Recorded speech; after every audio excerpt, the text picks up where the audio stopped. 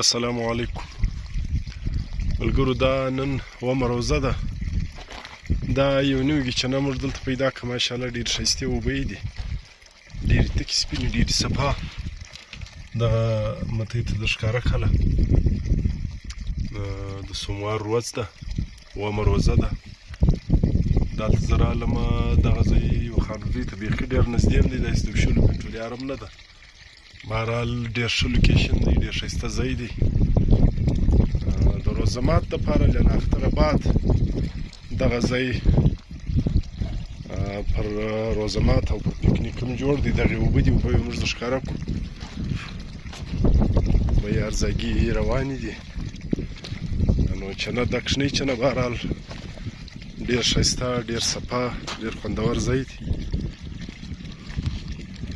دغې اوبه دي.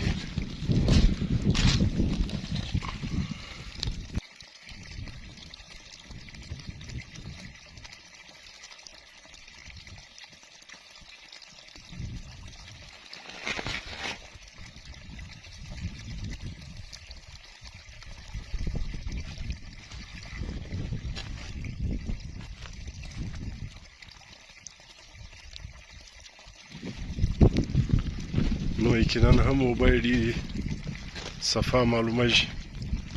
روژه د څښلګي خو به نه دي، انشاءالله ښې خوږې ښایستې اوبه به وي. دغه ډېر ښه ځای هم دی، ډېر ښه لوکیشن دی.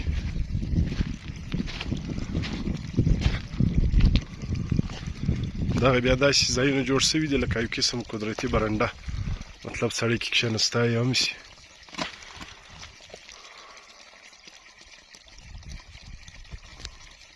دا بلکل دی ځای دی لکه برنډه.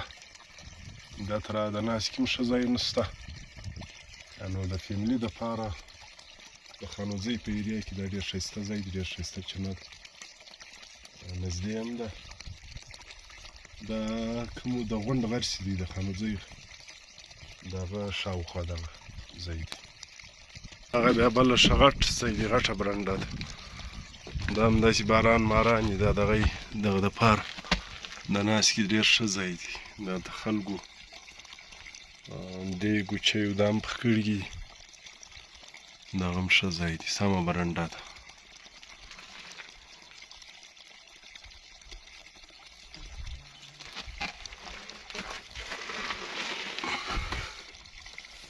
ښه سایه هم لري دا ځای. دا اوبه یې ته وینئ، دا به دا مانده کې به دا شیله کې رابهېږي. اوبه دې کمې خو دونه قدر دي چې سړی وراسي، سړی پکنیک پروګرام پر جوړ کړي.